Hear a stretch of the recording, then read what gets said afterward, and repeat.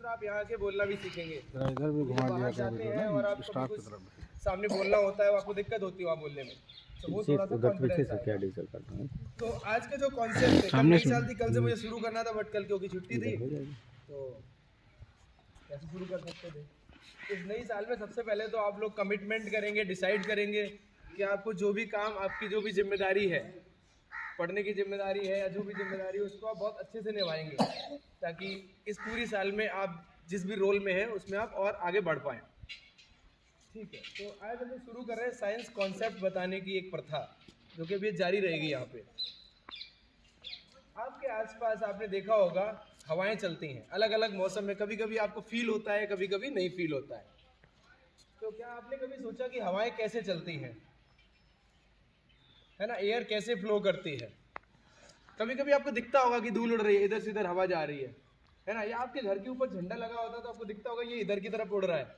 या आप लोग खेती से जुड़े हुए हैं तो आप देखते होंगे कि जब वो ग्रेन्स को साफ किया जाता है, अनाज को साफ किया जाता है, तो ऐसे उसको ऊपर से गिराया जाता है तो हवा के साथ हल्के जो भूसा के कण होते हैं वो उड़ जाते हैं और ग्रेन्स नीचे गिर जाते हैं। उसमें आपको पता चलता है कि हवा इधर जा रही है ना, पता चलता है ना। तो ये हवा चलती कैसे है, ये आपने कभी सोचा?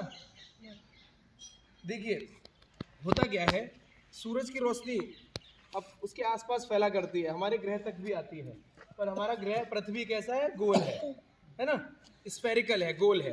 तो सूरज की रोशनी जब पृथ्वी तक आती है तो पृथ्वी के सभी हिस्सों पर बराबर मात्रा में नहीं पहुंच पाती। जो हिस्सा सामने पड़ता है उस पर ज़्यादा पहुंचती है और जो पीछे रह जाता है वहाँ पर कम पहुंचती है। और हमारे आसपास, पृथ्वी के आसपास क्या है, एटमॉस्फेयर है, वायुमंडल है, जहाँ पर हवा है और हवा में कई गैसें हैं। तो जब सूरज की रोशनी जिस क्षेत्र में ज़्यादा पहुंचती है वहाँ की हवा गर्म हो जाती है, वार्म हो जाती है, हॉट हो जाती है। पृथ्वी भी गर्म हो जाती है। अगर आप गर्मियों में कभी छत पर गए होगे बिना चप्पल पहने तो छत कितनी गर्म हो जाती है, देखा ही होगा आपने। तो सूरज की रोशनी जिस क्षेत्र में, पृथ्वी के जिस हिस्से में ज़्यादा पहुंचती है वो हिस्सा भी गर्म हो जाता है और वहाँ की हवा भी गर्म हो जाती है। और जहाँ कम पहुँचती है वो हिस्सा कम गर्म हो पाता है, वहाँ की हवा भी कम गर्म हो पाती है। हवा होती तो है ही, खाली जगह में भी हवा होती है। अगर आपकी ग्लास सीधी रखी हुई है, भले ही उसमें पानी नहीं लेकिन उसमें हवा है, ठीक है ना। अगर आप उसको ऐसा उल्टा करके पानी में लेके जाएंगे तो उसको ले जाने में दिक्कत होती है क्योंकि उसमें हवा होती है। तो हर खाली जगह में एयर होती है। अगर आपको किसी चीज़ से एयर हटानी है, किसी बंद कंटेनर से, किसी बंद कमरे से हवा हटानी, तो आपको वैक्यूम पंप लगाना पड़ेगा। तो आपको महसूस हो ना हो लेकिन आपके आसपास भी हवा होती है, ठीक है। तो जब सूरज की किरणें जहाँ ज़्यादा पड़ती हैं वो जगह गर्म हो जाती है, वहाँ की हवा भी गर्म हो जाती है। और वो गर्म हवा की क्या खास बात होती है, गर्म हवा फिर हल्की हो जाती है। गर्म हवा हल्की होती है और जो भारी हवा, जो ठंडी हवा होती है, रिलेटिवली जो ठंडी हवा है वो भारी होती है। तो जो गर्म हवा होगी हल्की होने की वजह से वो पृथ्वी से ऊपर की तरफ उठेगी, ठीक है ना। ये हमारी ज़मीन है, जो गर्म हवा होगी वो ऊपर की तरफ उठेगी और जब हवा ऊपर की तरफ उठेगी तो नीचे जगह खाली हो जाएगी, ठीक है ना। नीचे एम्प्टी स्पेस बन जाएगा और उस एम्प्टी स्पेस को ऑक्युपाई करने के लिए, खाली जगह को घेरने के लिए फिर आसपास की हवा उधर की तरफ मूव करेगी उस खाली जगह को घेरने के लिए। जैसे आप किसी बस से यात्रा कर रहे हो और आप किसी सीट पे बैठे हो और कोई सीट पूरी खाली हो जाए, फिर आप क्या करते हो कि मेरे को इस पे जाना है या उस पे जाना है, उस सीट को घेरने की कोशिश करते हो। भली जगह तो एक ही लोगे और पूरी सीट खाली हो तो आप अलग अलग जगह पर बैठ के देखोगे किस पे ज़्यादा मज़ा आ रहा है ना। ऐसे ही हवा के साथ है, खाली जगह मिलती है तो वो उधर फैल जाती है, ठीक है। तो एक जगह से हवा दूसरी जगह पर चलेगी। और तो कारण क्या हुआ इसका, अगर मान लीजिए आपको कभी एग्जाम में आ गया तो एग्जाम में इतनी लंबी कहानी तो सुनाओगे नहीं, आप पेपर में लिखना होगा, तब क्या लिखोगे कि सूरज की रोशनी जब पृथ्वी पर आती है तो कुछ क्षेत्र में ज़्यादा गर्मी कर देती है और कुछ क्षेत्र में कम। जहाँ पर ज़्यादा पड़ेगी वहाँ ज़्यादा गर्मी हो जाएगी और पृथ्वी के पीछे के हिस्से पर तो पहुँच ही नहीं पाएगी ना। जैसे यहाँ भी सूरज कम आता है ना, लेकिन पृथ्वी के जो साउदर्न हिस्सा है, दक्षिण हिस्सा है, उधर ज़्यादा पहुँच रहा होगा। सूरज अभी उस साइड में, धीरे धीरे अपनी साइड आ जाएगा, फिर यहाँ गर्मी हो जाएगी। तो जहाँ पर सूरज की गर्मी ज़्यादा पहुँचती है वहाँ हवा गर्म हो जाती है और वहाँ से ऊपर की तरफ उठने लगती है और नीचे जगह खाली हो जाती है और उस जगह को घेरने के लिए आसपास की हवा आती है और इस प्रकार से हवा चलती है।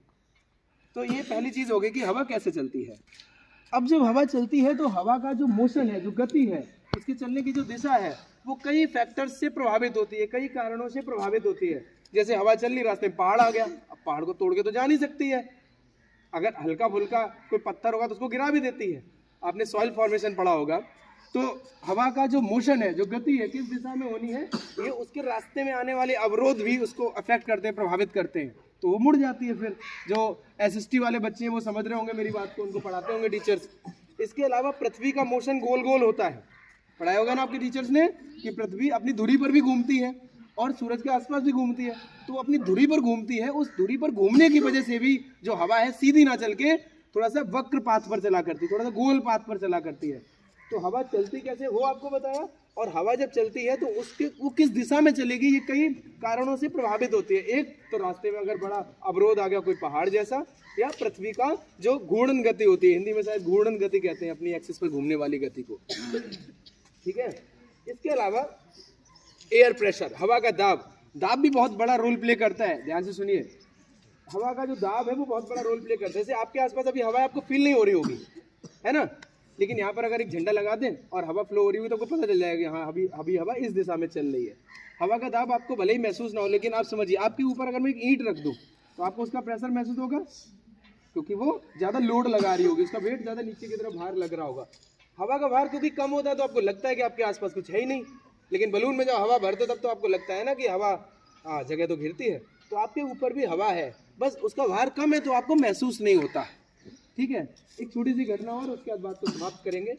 जब कभी आंधी आती है और आपके घर का गेट खुला हो, जब कभी आंधी आती है तो आंधी में हवा बड़ी तेज चला करती है। वो दाब में, हवा के दाब में अंतर की वजह से होता है कि आंधी में जो हवा होती है बड़ी तेज चला करती है, और हम ये सोचते हैं कि अभी हमारे घर का गेट खुला हुआ है तो आंधी अंदर घुस आएगी, सारी चीज़ों को गिरा देगी। ऐसे सब लोग सोचते हैं ना कि गेट खुला हुआ है, आंधी अंदर घुस आएगी, सब चीज़ों को गिरा देगी। लेकिन होता क्या है, किसी ने ऑब्जर्व किया क्या होता है? क्या आंधी कमरे के अंदर घुसती है? आंधी कमरे के अंदर नहीं घुसती, वो गेट अपने आप बंद हो जाता है। अगली बार आंधी आए तो देखना। एक्चुअली होता ये है कि बाहर आंधी की हवा बड़ी तेज चल रही होती है और आपके घर के अंदर की हवा उतनी तेज चल नहीं रही होती है। तो जो दाब का जो फैक्टर है वो यहाँ पर रोल प्ले करता है।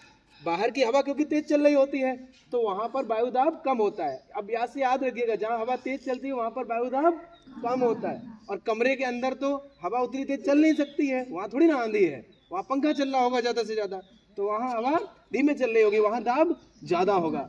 बाहर क्योंकि आंधी चल रही है वहाँ दाब कम है, भीतर हवा धीरे धीरे चलती है वहाँ दाब ज़्यादा है, और जहाँ दाब ज़्यादा है वो ज़्यादा से कम की तरफ में ऐसे फोर्स लगाएगा और गेट को बंद कर देगा, तो आंधी अंदर नहीं आ पाएगी, गेट अपने आप बंद हो जाएगा।